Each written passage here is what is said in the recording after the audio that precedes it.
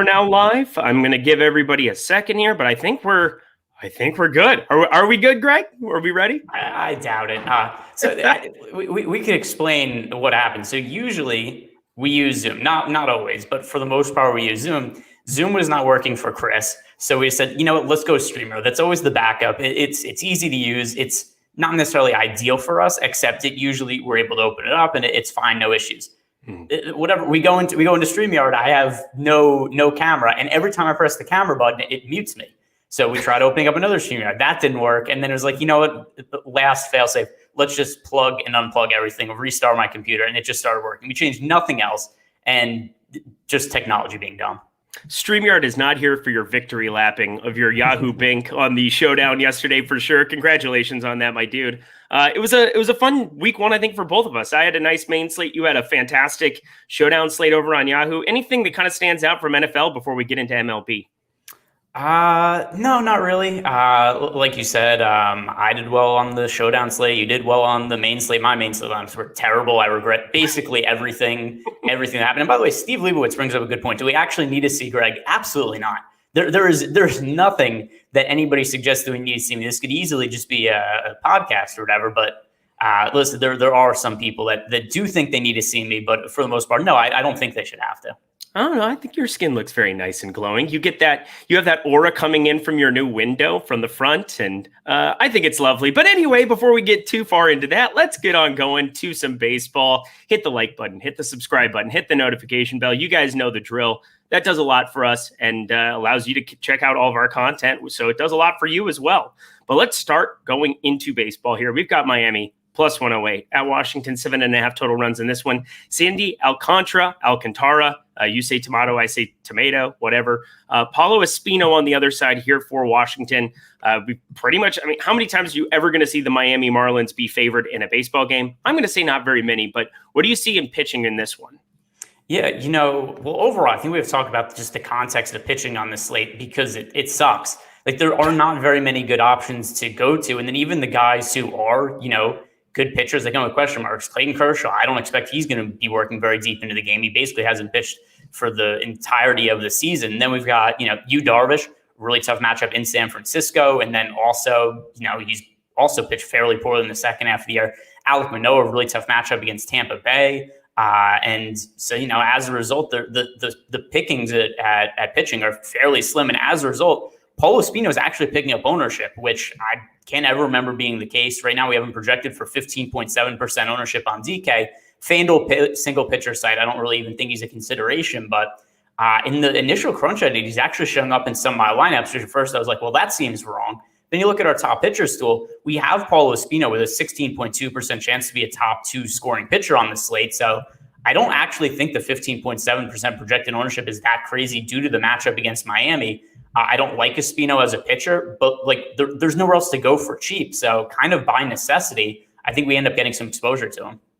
Yeah, you might as well go to the team that is tied for the second worst ISO against right-handed pitching.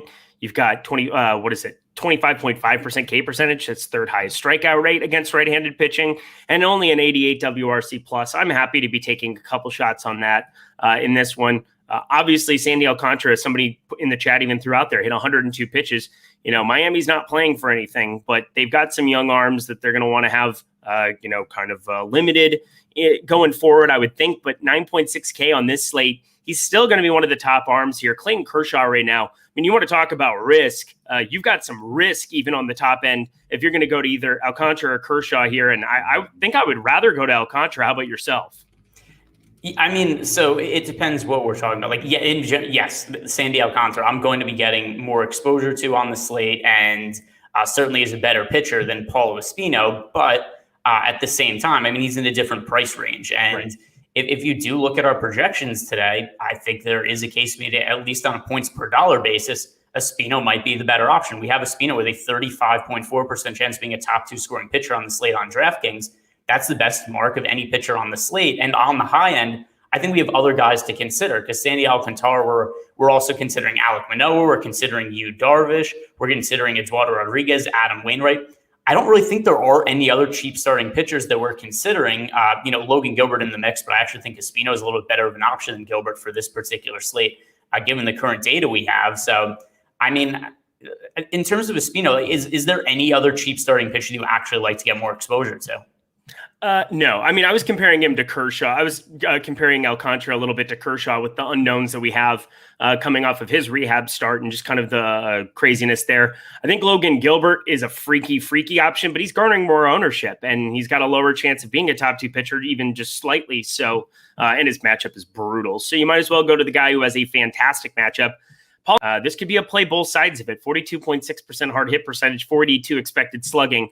Doesn't walk dudes, so under a 5% walk rate. So maybe there is some survival tactics there going up against this Miami lineup. But looking at the top pitchers tool, the top stack tool, a 5.9% chance of Miami being a top stack. That's larger than you're generally going to see out of the Miami Marlins at any point.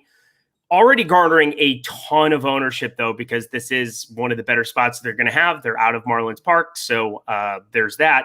What are you going to be doing with Miami on this slate? Because they are gross normally, but this is the most ownership you'll ever see on them. Yeah, and that doesn't help the cause for me. Also, even more reason to kind of like Paulo Espino, in my opinion, as an SP2 on DraftKings, because we have the Marlins as the most negatively leveraged team as a stack on DK by a pretty wide margin. Over on FanDuel, they're also negatively leveraged, not quite to the same extent because they're priced a little bit more appropriately on FanDuel, but 8% ownership there for them on FanDuel. That's still a number I think to come underweight to the field on. But that 12.7% number on Miami is something that if it holds through lock, I really want nothing to do with. So all that reason, I think the Marlins look like a pretty good team to fade or at least be underweight to the field on.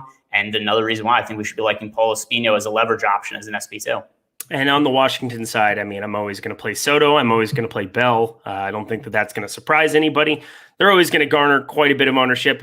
Pulling up Fantasy Cruncher here now, seeing where they're coming in at the moment. We've got Soto and Bell, and you can play Bell in the outfield. Soto only 6.7% ownership. Yeah, give me more than that on a 7-gamer. Going up even against a good pitcher, I don't really care. And Josh Bell, probably more appropriate, 5.1% for him. But how are you looking at the rest of this lineup against a very good starter? It's a very unappealing team to stack, and I generally don't stack the Nationals that much anyway. If you're getting to anybody as one-offs, Josh Bell, Juan Soto, there's never an issue with them, but still, there's other players I'd rather pay up for today. Juan Soto, 6,100 on DK. That's a steep price to pay, and he's picking up 7% ownership. I think that's about fair, but on the whole, I think that going up against Sandy Alcantara is priced in a way, particularly on FanDuel, where I don't really want to get to him. DraftKings, I think he's in the mix as a pay-up option, but not a high priority, and Nationals not a team I'm interested in. All right, let's move it along then. We've got Tampa Bay plus 115 at Toronto, 9 total runs here in this one. I guess it's Colin McHugh. Earlier this morning, I don't know why I was up so early this morning, but it was just different starters had kind of been put in there. They took the line off the board. Now we know that it's going to be Colin McHugh starting and Alec Manoah here on the other side. Colin McHugh, he's all the way at the bottom of the top 2 pitcher percentage here. Only 1% ownership there. We can't expect him to be going too far into this one, but Alec Manoah, definitely a good talking point. I absolutely love his profile going forward. And this is a freaky spot. You're going to get Brandon Lau put up there at the top end of that lineup, but there are some strikeouts to be had. Lau, Rosarena, Kevin Kiermaier probably going to be in that lineup as well from the left side of the plate, all over 25% strikeout percentage. He's garnering quite a bit of ownership as necessity on this slate because there's nobody else to go to, but you're getting a price discount, $8,500. What are you doing with Alec Manoah today? Yeah, I mean, I think he's pretty clearly a high priority pitching option today in terms of the pay up options. I feel the best about him. And, that's also because we've got, Yu Darvish, really tough matchup in San Francisco and hasn't pitched all that well recently. Clayton Kershaw, also somebody who basically hasn't pitched at all this season. So kind of by default, I land on Manoah here as my favorite overall pay up option. Fairly reasonable ownership here, 28.5%. There's no real uber chalky pitcher. Eduardo Rodriguez is fairly popular, but still, 36% for him. It's not like we're seeing any pitchers like 50, 60% owned, which we've seen more often than not on some of these 6-7 game slates recently. Then also over on FanDuel, I think that Alec Manoah also a fairly high priority pitching option where we have him with 12.6% projected ownership today. We do have different odds of being the top scoring pitcher on DK compared to FanDuel, but on DraftKings, we do have Alec Manoah 23.7% chance to be one of the top 2 scoring pitchers on the slate. That is the best mark of anybody pitching tonight. And then we also consider the 8,500 price tag. that's somebody who I definitely want to be getting to. So if you're paying up for any one pitcher today, and we'll say in the 8,500 or more range, Manoah is my number one priority. Absolutely. I'm right there with you. I like that call. Let's look at lineups then here, because I mean, Colin McHugh, I mean, he's not going to be going long enough into this game, I'm assuming, based on his top two pitcher percentage here. He's not even listed here on DK yet. Is there anything you could even look at with Colin McHugh? Not really. I mean, here's his recent outings have been 2 innings, 2 innings, 1 and 2/3 innings, 2, 1, 2, 2. We're going to be getting 1 to 2 innings out of Colin McHugh, and it's just not going to be enough to generate any kind of fantasy upside. The only way I think we would see him land in an optimal lineup is maybe a situation where actually there is none. He's 8,100. So there's no situation on DK where he lands in the optimal lineup. So easy enough to fade. Even if you want to stretch it, say maybe he goes 3 innings, he still no chance to be optimal. He ends up in an optimal lineup if every starter gives up 5+ runs, which I don't find to be the most likely thing. But hey, garbage. It is garbage pitching on this slate. So if there were a slate, maybe it's this one. I'm not going to try for it. Looking at the rest of, let's just go to lineups here. We've got the Rays lineup. We know how it ends up looking up against righties. You get Brandon Lau on the front end. Austin Meadows, Chi-Man Choi is probably going to be in there. Joey Wendell's been, if people liked the words hot streak, he's on a hot streak. It would seem like Joey Wendell's been really, really good of late the last couple weeks. How are you kind of handling a lineup here that right now in our top stacks tool is kind of getting on the top end there? I mean, fourth most likely stack, 9.4% there. The most leverage you can get on any stack. That's strange how that seems to be working out for such a good team like them, but play Alec Manoah on one side, play more Tampa Bay on the other side. Yeah, and this is something we've seen a lot with the Rays recently, especially in that series they had recently against the Red Sox, where I think that it was a 3-game series, and the pitchers that pitched for Boston that series were Nathan Eovaldi, Chris Sale, and Eduardo Rodriguez. And all 3 games, the Rays were unowned and the Boston pitchers were basically unowned. And the results were they scored double-digit runs against Rodriguez and Chris Sale and were the top scoring stack. And then in the other game, we saw Eovaldi pitch, I think it was 7 or 8 really strong innings against the Rays. He was the highest scoring pitcher on that slate. He ended up being optimal. And I think this is kind of a similar type situation, maybe not to that extent where I don't think it's like 30 fantasy points for Manoah or 10+ runs for the Rays, but I think there's a good amount of upside on both ends. And I don't think the field is getting to either side quite enough. So I think there's good reason to like upside in both the Rays stacks and Alec Manoah. And once again, we've seen the Rays go off in a lot of tough matchups this year, and it's a team that, relative to the size of this slate, they're not picking up enough ownership. They're only 6% owned. We have them with a 9% chance to be the top scoring team of the day. It's so strange, too, because now we go to the Toronto side, and people are getting there in a bullpen game against Tampa Bay. We're talking about analytically forward Tampa Bay. They're going to be able to put out their relievers in whichever staggered way that they want. And sure, you have a crazy amount of upside with the Toronto lineup against any pitcher, anytime, or any combination of pitchers in this case. But I'm surprised to see that they're garnering more ownership. Maybe that's partially necessity because of playing Alec Manoah in a lot of lineups. How are you handling Toronto in a bullpen game? So the reason also that I think kind of inflates the ownership, at least to a small extent, is they've scored so many runs lately. But I think they're about appropriately owned on DK. But where it's also interesting with Toronto is over on FanDuel, I think it's a pretty good pay-up spot to be contrarian. We have the Toronto Blue Jays being the second most likely team to be the top scoring team of the day, but only 7% ownership. So on DK, I think they're about fair. Toronto becomes more of a high priority on FanDuel, where a lot of people are paying up for pitching. It's a little harder to find value, so not as many people getting to Toronto. But still, I mean, relative to some of the success we've seen them have recently, I think that it would be crazy to get no exposure to them. FanDuel I'd certainly be overweight to. DK looks like a team to be somewhere in lockstep with the field.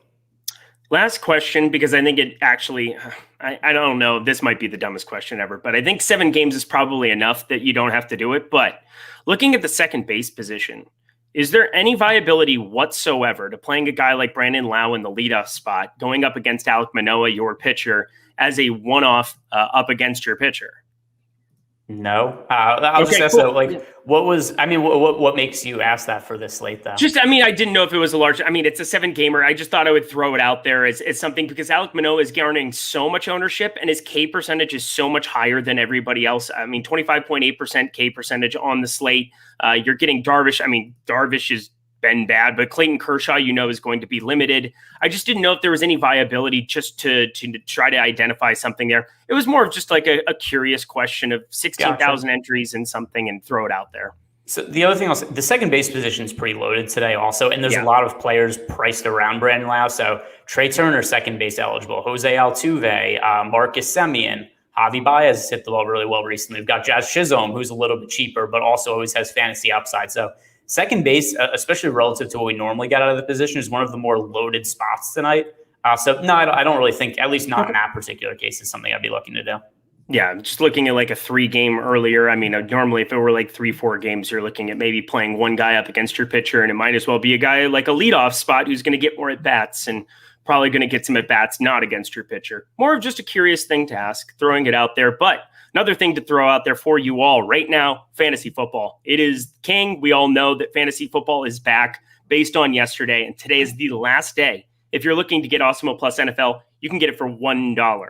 Our NFL weekly express pass is only $1 when you use that promo code DAC at checkout.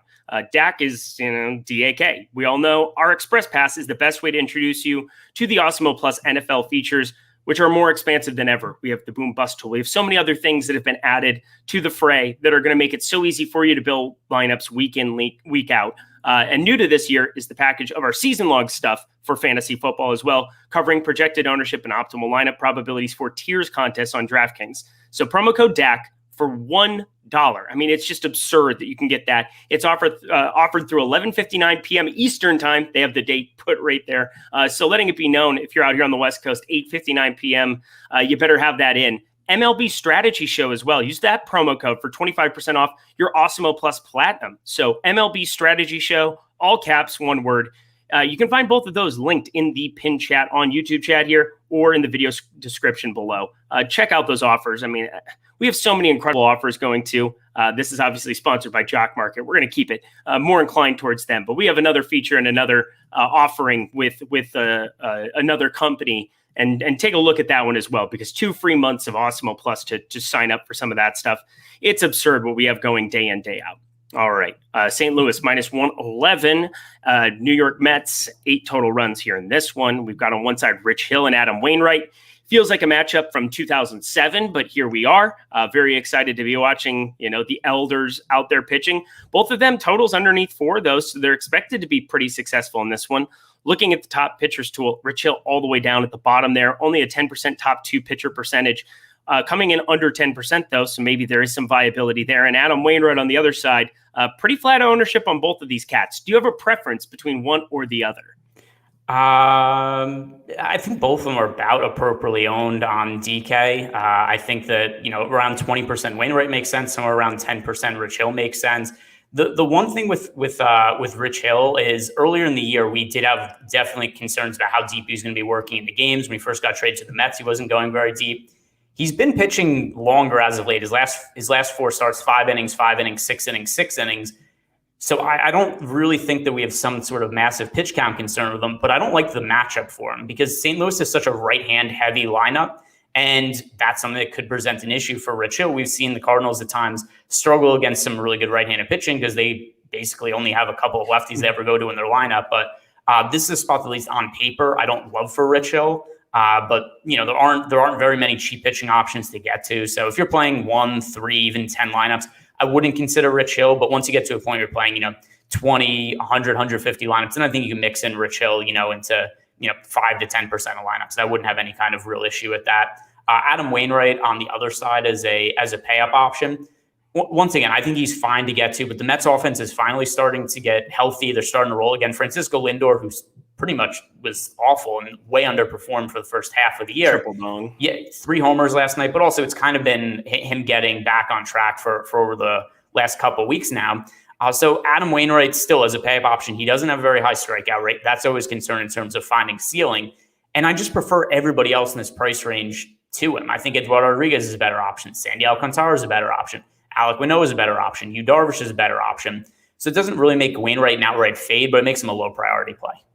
Yeah, Francisco Lindor. I mean, his page now on Baseball Savant is bright red and has not been bright red for a while here. He was making harder contact. It had been progressing up, 44.9% hard hit percentage here now. Always been a guy who draws a lot of walks to 11.2% walk rate. That's right behind Michael Conforto, 12.5% walk rate. Large number there. Let's talk lineups here. So the Cardinals are going up against Rich Hill. I mean, all righties, as you said. I mean, you have Dylan Carlson, Tommy Edman, the two guys that can kind of go from both sides of it. But otherwise, it's always been a righty prevalent lineup. There's power up and down everywhere. Looking at our top stacks tool, St. Louis coming in middle of the road, 6.4% top stack percentage. A little bit overowned here, but I still kind of like some of the big boppers, Nolan Arenado, even Harrison Bader there in the 8-hole. Number of ways to kind of stack up this lineup. How are you handling the Cardinals?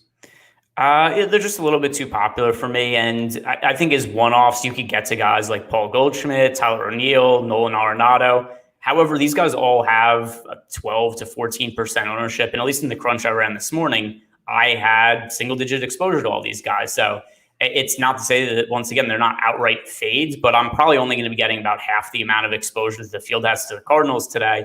So it's a spot that ultimately I'm going to be rooting against. And that is something that would generally make me want to like Rich Hill a little bit more. But I think it's more a spot where the Cardinals upside is probably a little bit capped based on their ownership. And then Rich Hill is also a little bit capped just by not being a super high upside pitcher. So it's something that both sides of I don't think is a priority. And the Mets on the other side, I mean, they've got the second lowest top stack percentage, even if Adam Wainwright isn't the most enticing pitcher on planet Earth here, with just a 22.2% K percentage. He's been extremely effective, limiting hard contact, 36.6%, 299 xWOBA. That's a solid little number there. I'm not seeing a whole lot from the Mets. How about you? No, and like you said, Wainwright's definitely been lucky this year. He's a 255 BABIP, and that's something that likely isn't sustainable going forward, although, we're already at kind of the end of the season at this point. But 2.98 ERA, 3.83 expected ERA for Adam Wainwright. It's just how much upside is there really in stacking against Wainwright? He has allowed more than 4 runs three times the entire season, not since May 15th. So he's somebody who over the last handful of games, he's somebody who's pretty consistently gone, 6-7 innings, given up 2-3 runs. And maybe he doesn't have the most fantasy upside because the strikeout rate, he's only struck out more than 6 hitters twice over the last month and a half. So that's something that definitely makes it Adam Wainwright not a priority in tournaments, like I said before. But I'm not looking to stack the Mets against him either. Like you said, very low top stack odds, and they're already picking up a little bit of ownership as well. So nothing really to like, I think, from this game as a whole. Yeah, anything else from it whatsoever you want to talk about? No, not really. We can move on to the Astros.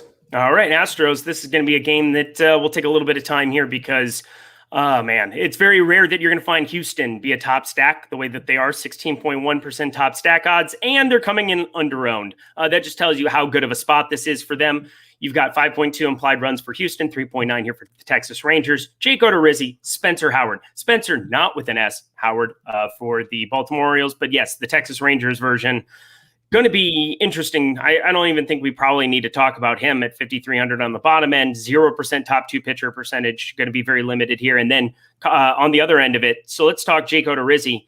He kind of falls into that bucket of all these middling options, 7,600. Going a little bit over-owned, but that's kind of negligible when you're talking about how bad pitching is here. Texas Rangers, a fantastic matchup here for a righty. Looking at Texas, 23.7%, 87 WRC plus. How are we handling Colin, or I almost said Colin McHugh as if that was still a thing. Jake Odorizzi, any interest today? I don't want to get to him at like the 16% that the field is playing him, but I think that in the bucket of pitchers that I'm willing to get a small amount of exposure to, sure, but really low priority play. And once again, if you're playing just a handful of lineups, I wouldn't play Jake Odorizzi. It's just a thing where if you're playing a bunch of lineups, if you're playing 150 and you get to 10% Odorizzi, that's all well and good. But the 7,600 price tag I actually think is a little bit steep for him, just considering his strikeout rate this year. He isn't generating very many swing and misses, so only a 21.4% strikeout rate for Odorizzi. Another thing also, if you look at his numbers going through the order, he's fairly effective the first and second time through the order. He's absolutely miserable the third time that he has to face an offense. So as a result, he just doesn't pitch deep into games. There's something else that really caps his upside. The last time Jake Odorizzi pitched 6 innings of the game was July 9th against the Yankees. So it's been a really long time, over 2 months, that he's been able to make it through 6 innings. So at least for FanDuel purposes, his ability to get a quality start is almost non-existent. It would take an outlier for that to happen at this point. So you look at the lack of depth with the lack of strikeouts, and I think that Jake Odorizzi is a fairly safe play because of the matchup against Texas, but I don't think that there's a real substantial upside. Extreme fly ball pitcher as well, 17.1 degree average launch angle here. We know that he has some tendency to give up power to both sides of the plate here. It should be interesting for this spot. I don't want to get above that number either. I think you're dead on with that assessment. Let's talk Houston, because this is the team that we're looking at. Michael Brantley got the Q tag next to him. We'll see if he ends up being in the lineup. You might get some extra savings going to a guy like Chas McCormick or something of the nature. But looking at the way this lineup breaks down otherwise, I mean, how do you not like getting to absolutely everybody in this spot? I mean, they're expensive, but kind of going to keep their ownership in check. And I'm willing to just go way over the field every single time Houston is going under-owned. How about yourself? Yeah, even on FanDuel, they're a little more popular. They're still popping up as a little under-owned because we do have them as the top stack by a fairly wide margin on the slate. So we have the Houston Astros, 15.3% chance to be the top scoring team on FanDuel. The next best team is the Toronto Blue Jays at 11.2%, but still 15% ownership for Houston. That's a little low. Over on DK, also top stack odds are the highest by a little bit of a margin, 13.4% ownership share, so a positively leveraged team. The matchup against Spencer Howard is certainly one that I think looks appealing on paper. Spencer Howard has struggled since coming over to Texas. And listen, I mean, there's been a lot of spots where I've gotten to Houston lately and it hasn't gone all that well. But that's also been a lot of spots where it's been like, hey, they have 4% top stack odds and they have 1% projected ownership.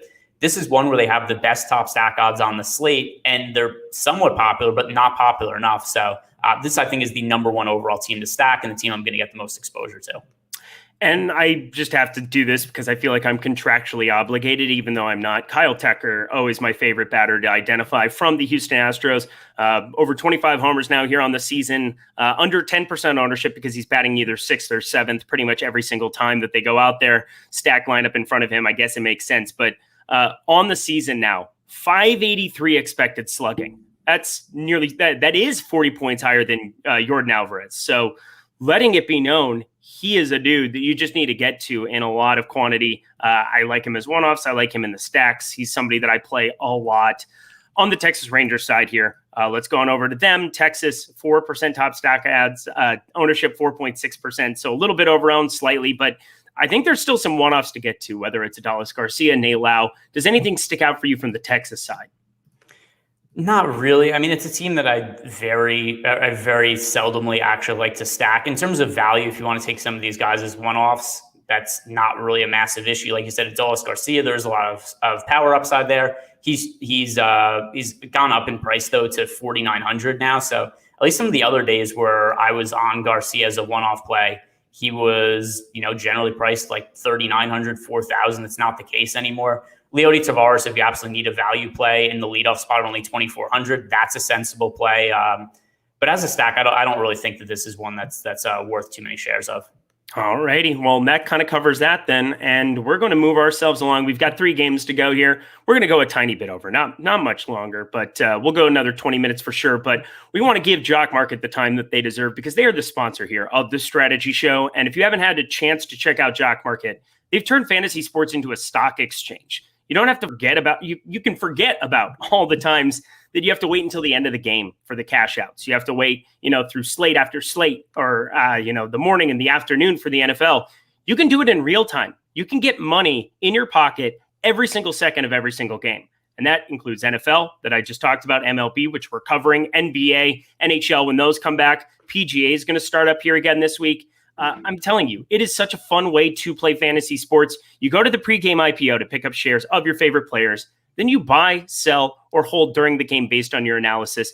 Download the app, okay? You head over to wherever you get your apps from, put in promo code Awesemo and get a $50 bonus on your first deposit using that promo code Awesemo. It's an exclusive offer to you. Take advantage of it. That's how you build a bankroll. That's how you sustain a bankroll. check out Jock Market. And I think that there's definitely some savings. I got to say, Kyle Tucker would be like an absolute priority if he's listed over there. They have, a number of plays on the top end. They generally don't have like your Martin Maldonados or your Yanni Hernandez's on the back end of these lineups to have to worry about. You pretty much are just worried about the main cogs and main hitters, but look deeper down in the lineups for some value, maybe piece one or two of them together. $25 to finish first for those shares. So if you can get somebody at like $1 or $2 and they end up hitting a homer or end up going off, you're in a really good spot on Jock Market. And now for NFL too, you can short players. Such a fun way to play fantasy sports. I suggest you all try it and use that promo code Awesemo for a free $50. And thank you so much to them for their sponsorship. We absolutely love working with them. All righty, let's go to San Diego Padres plus 103 at San Francisco Giants here in this one. We've got Yu Darvish. That's the guy to talk about here. Yu Darvish, how are we feeling about him considering there's really nobody else here on the top end and he's coming in under-owned? That just tells you his recent form. But Yu Darvish, how are you handling him on this slate? Well, he pitched well in his last start, at least. It wasn't. It was certainly not a difficult matchup, but Yu Darvish's that was his first good start in how long? Let's see. So last game, Yu Darvish pitched against the Angels. He ended up scoring 27 fantasy points. He has scored over 13 fantasy points twice since July 3rd. So over the last 2+ months, he has had 2 games where he's scored over 15 fantasy points. So in general, the upside just hasn't really been there. The 2 matchups he did well in: home against the Angels, easy matchup; home against Arizona, also a good matchup. On the road, let's see, when is the last time he scored over 20 fantasy points on the road? This is going to be a while. Been going through his game log. What's that? It's been a hot second. I mean, he got torched to Miami as super chalk. Atlanta on the road, 10.6. April 23rd is the last time he scored over 20 fantasy points on the road, and that was a tough matchup against the Dodgers. But in general, you look at Darvish's numbers. Here's the positives: he's still striking guys out in the second half of the season. He has a 28.2% K rate since the All-Star break. The downside is he's giving up a lot of hard contact, a lot of homers. He has a 4.68 FIP in the second half of the season. So I just don't know where he's really at right now. I get his last start was good, like I said, but not only was it a really easy matchup against the Angels, but Shohei Ohtani didn't play that night. So that makes an already easy matchup even easier because the only hitter that's somewhat of a threat wasn't out there. So I look at the spot for Kershaw today against the Giants. It's a bad one. The Giants have one of the best offense in baseball. Also, it's Darvish pitching on the road where he's had almost no success this year. So I think it's something where, due to the overall lack of depth at pitching, I want to get some exposure to Darvish, but I'm going to be stacking against him also because for the year, he has a 5.4 ERA on the road. He has a 3.34 WOBA allowed on the road, and he's also given up 9 home runs in 50 innings pitching away from San Diego. So I think this is something where Darvish, if he goes out and strikes out 8 to 9 hitters, that wouldn't really surprise me. But I think he's also viable to get lit up here. So I think this is a good GPP spot. I'm going to be on both sides. And at least as of now, the field is not really on Darvish in a big way. And nobody's really stacking the Giants because of the name value on Darvish. So do you have any kind of real lean on where Darvish is at right now? I think there's major problems. And we've seen this back in his days with the Dodgers where it just seems like there are these ruts that he gets into where he goes from being an elite pitcher to just being hittable. And it's not really quantifiable because, as you said, there's a number of ways that you feel like you should still be surviving. The hard hit percentage is still limited for the most part. 351 expected slugging is fantastic on the entire season, 29.3% K percentage. But it seems to me like there just are these periods of time where maybe the location gets a little bit off and he starts getting hit up in a weird way. I mean, look how many solo homers. I mean, the home run totals are really what's staggering to me. He's given up, other than the Angels game last time out, he's given up a homer every single outing for the last 9. I mean, 2 home runs against Philly, 2 against Miami, 3 against Colorado. I mean, that is 12 home runs? No, it's 13 home runs in his last 10. That's a gigantic number to be looking at for a guy who generally does a good job of limiting some of this hard contact. Sure, the ballpark, as you said, suppresses a little bit of it, so he gets on the road to some of these other parks, and it's an issue. But this is at least San Francisco, where the ballpark is actually a little bit of an upgrade for him, you would think. And outside of, as you go to the other side of it, Brandon Belt, the only hitter I mean, he's just 3,800, and that's way too cheap for Brandon Belt. Coming off of a Cubs series where he was getting pitched around like crazy. The guy's in his zone, and I don't want to talk about hot streaks or whatever else, but 3,800 for a lefty Brandon Belt. Looking at this team as a whole, a 197 ISO against righties for the season. That's second best in baseball, tied with Boston, just behind Toronto. 108 WRC plus. I think the signs are pointing towards be on both sides of this, because it wouldn't surprise me if Darvish had a good outing. It's a great ballpark. It's under 60 degrees, but it also wouldn't shock me to get to a bunch of these San Francisco bats, considering Brandon Belt's the only one that you really have to factor in any kind of ownership with. Yeah, and I mean, I'm looking through right now the build that I made this morning, and I'm overweight to every single individual hitter in our current ownership projections. Like you said, we have Brandon Belt projected for 10% ownership, but my build has him 17%, and then every other hitter in the lineup is 5% projected ownership or less. And I think they all warrant more than that, just given the kind of volatility that we've seen out of Yu Darvish. And the other thing with Darvish too is while he pitched well in that last start against the Angels, he's been in other favorable matchups recently where he's pitched terribly. And this is also, far from a favorable matchup. So I have no confidence in Yu Darvish. I do think there's strikeout upside there, because even as poorly as he's pitched, he's still been generating strikeouts. But for the most part, it's like 4 out of every 5 starts he gets his ass kicked. So give me the Giants as a definite contrarian stack to get to. Yeah, and if you also want to kind of find another way of investing in this, Yu Darvish, his prop is 5.5 in a couple spots around the industry, minus 118. In our MLB prop tool strikeouts, specifically looking at his number there, 36% expected ROI on that number. So I think we are expecting some strikeouts to be had. He could definitely get those strikeouts and still get lit up. I don't think it would shock anybody either way, but that's a gigantic number to be getting. So if you're going to be checking, if you're in a state with legalized betting, you need to be taking advantage of that at the same time that you can be stacking up Giants on the other side. But 36% expected ROI. Not every single day you see a number that large. Sandy Alcantara as well, 6.5 is the line for him. The under on that, 35% expected ROI. Take advantage of both those numbers. I think that those will be very, very advantageous bets today. Let's look to these individual hitters here. Let's go San Diego. Of course, you got your main two guys on the top end, Tatis and Machado. They always pull ownership. 625 expected slugging for Fernando Tatis. It's one of the dumber numbers that I've seen in a long time. We've got Leon there, but it looks like Quintana is going to be the long reliever coming behind him here. And that's a good thing for everything that has to do with the San Diego Padres if he is coming back off paternity leave and going to be doing some of the bulk relieving here. How are you handling San Diego? They just look about appropriately owned. I think it's a team to get to, but not really in any kind of crazy way. FanDuel are a little bit over-owned, but DraftKings, 8% top stack odds, 8% projected ownership. And like you said, Jose Quintana, if he is actually going to be starting, his numbers this year is a 6.22 ERA, a 4.91 expected ERA, really high home run to fly ball rate, career worst 18%. So he's been giving up a lot of homers.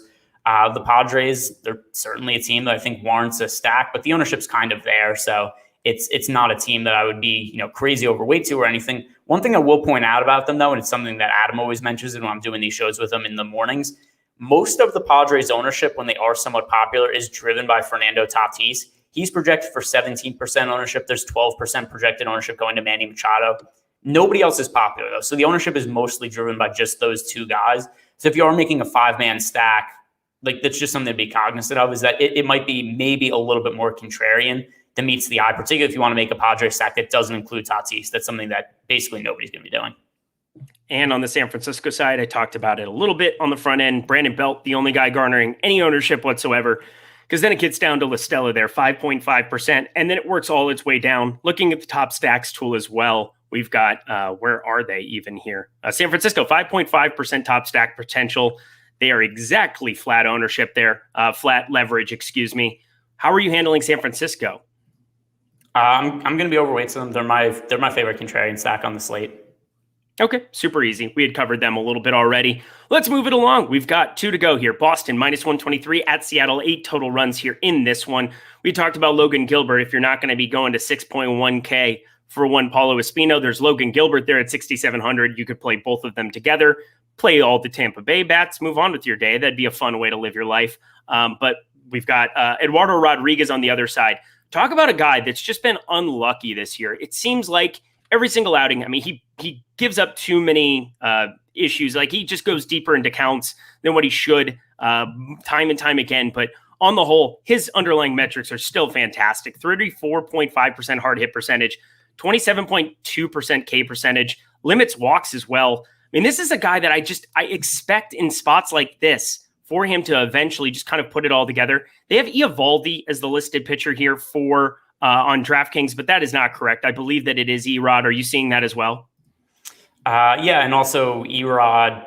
I mean, we saw Eovaldi pitch more recently than Erod, so I assume it's his term in the rotation. MLB.com has him pitching. We have Erod in our data, so that is the assumption I have right now. Obviously, we have the live before lock I'm doing tonight with maybe you. I don't. Maybe Terry. I'm not sure. I'm doing MLB you live. And Adam. You and Adam. Me. Okay, Adam and I. So I'm doing it with somebody tonight, and then if anything changes, we'll know. But yeah, as of right now, the assumption for me is certainly that Erod's starting. All right. Yeah, me as well. So Erod, if he's going to be starting here, I'm going to have a lot of him. I just think that he's somebody that you want to be getting to. 8,800 is a good number. I guess he is the most popular pitcher on this slate, but I find it impossible that on this kind of a slate that I wouldn't get to him up against Seattle in a good ballpark. How about yourself?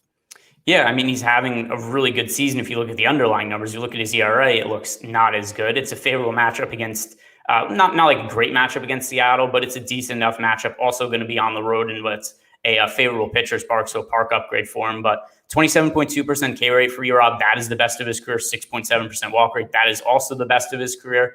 Like you said, just really done in by a lot of bad luck. 358 BABIP. That is the most unlucky mark of his career. 66.9% strand rate.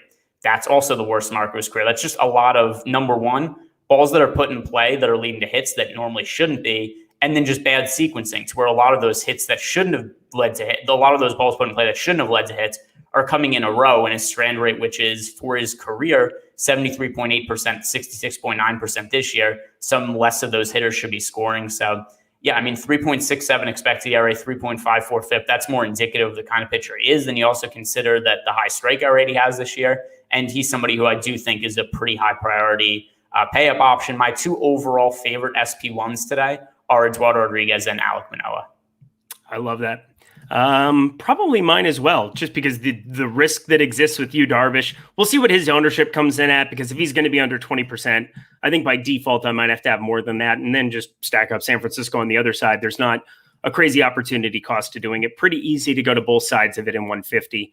Let's see. Logan Gilbert, any interest there? So he's going to be really popular today, and if this actually holds, like I understand the price point on Logan Gilbert, 6,700. There aren't very many cheap pitchers to get to today. That's why, I mean, we're talking about Paul Espino as a viable pitching option today. I've never considered Paul Espino a viable pitching option. He's almost somebody I'm looking to stack against. But Logan Gilbert is a young pitcher who has some strikeout upside, and the field is rostering him nearly a third of lineups today. So with that in mind, I mean, if you needed to roster somebody at this price point, he's viable. I just don't want nearly as much exposure to the field. And I'm more inclined to get to the Red Sox as leverage when we have Logan Gilbert project for nearly 30% ownership. His numbers this year are fine. The ERA, once again, a little unlucky to have 5.1 ERA, 4.02 expected ERA. So he's been good, but not great this year with some strikeout upside. But like I said, if he's going to be this popular, I just don't think that kind of ownership is warranted. We just had an earthquake over here in Toluca Lake, live on air. I'm not sure if anybody else is in LA that just felt that. Toluca Lake here just started shaking, and I was trying to figure out what was going on for a second, because underneath I've got like a little peg for my deal, and sometimes it starts shaking, but then I felt it again, and I just started looking around, and that was good times. Holy crap. That was a straight up earthquake. So that I hate that. I'm a Midwest boy. Give me tornadoes, give me lightning, give me thunder. No, see, do not give me earthquakes. I thought that too, but then I had that the other day. I was like, it was no fun. Where just everything flooded and a house blew up. So I don't want that either. I guess there's no way to avoid bad times though. But let's see. Chris said it knocked the light switch behind Greg. That was a joke. Oh yeah, that is. So by the way, the light switch behind me. I have a new one. All right, this is the one that's going to be going in here. Here's the here's Why the do you issue. just have it in your hand? Because it's next to me on the desk, so I was picking it up to show as a point of reference. Because I have one. I'm saying it's not like I don't know that it's not an issue. It's the house that I live in. It's a really old house, and I renovated everything. But the electrical work, and I'm sure nobody cares about this, but the electrical is really old. And that light switch that was installed has a dimmer in it. And that's why, remember one of the first shows that I was going to do with you, I tried to turn the light on and everything started flashing. It's because the electrical was set up so long ago that it doesn't work with a dimmer, because dimmers were not a thing then. So when I tried to turn that light on, then the light started flashing. So that's why it's not in the wall, because this one has to be replaced. But that's something I'm not capable of doing myself. All right, Chris, do we have 1 minute to go through the Dodger game, or do we need to wrap it like now? Give me the thumbs up. Okay, we're wrapping it. Here we go. We got just Dodgers going super fast. We've got Zach Allen on one side, 8.1K, Clayton Kershaw, 10.4K. I don't see how you play Clayton Kershaw on this slate, only 60 pitches. I mean, you'd basically say, hey, everybody else needs to fail. What do you think about him? So with you talked very fast there, so I kind of missed it. But Zach, so look, here's the easy thing about the Dodgers game. Clayton Kershaw, pitch count, we don't have to consider him. Clayton Kershaw still very good, so I don't think we need to stack the Diamondbacks. So we can just kind of cross that game out on both sides. As for Zach Allen against the Dodgers, I actually think that he's a pretty good contrarian pitching option. We can consider he has a lot of strikeout upside. He's only projected for 1% ownership today. The Dodgers are going to be a really popular stack. I have very minimal confidence in Zach Allen, but I think when you look at a pitcher who's 1% owned with a 10% chance of being one of the top 2 scoring pitchers on the slate, that does make him one of the better contrarian pitching options on the slate that is hard to find reliable pitching. All righty. And then play the Dodgers, don't play Arizona, correct? Yeah. Well, I mean, the Dodgers, though, just a quick summary here of the Dodgers. I think they're picking up too much ownership. And that's also something that kind of likes me getting to Zach Allen, who's a pitcher that I think kind of throughout the year, sportsbooks have been underrating Zach Allen. And we always see teams going against him that have higher implied run totals than they should. Zach Allen, also pitcher, does have good strikeout upside. So I think there's reason to get to him, especially when you consider the Dodgers ownership, at least in our top stacks tool, is a little bit too high. Zach Allen, our top pitchers tool, a little bit too low. Zach Allen, 26.8% K rate this year. All right. Anything else from this entire slate for you, Greg, on the way out? No, we could do it then. And like Larry C said, going once, going twice, and sold. All right, beautiful. We've got the NFL strategy show coming up here now. Week 1 recap with Josh and Adam. We have so much stuff going on today. We've got Eitan and Ben doing an Awesemo betting show directly after that. We've got content coming out of VOD stuff. We've got MLB Live Before Lock, Greg and Adam. That's coming up at 5:30 p.m. out there on the East Coast. We've got the NFL Showdown, Deeper Dive, and Live Before Lock. That's Laffy and Savoca. And then myself and Matt Gajewski taking you up to lock of the game tonight. So that's all of it today. Tons of content. Make sure you check it out. I'm Eric Lindquist. He's Greg Ehrenberg. Best of luck today.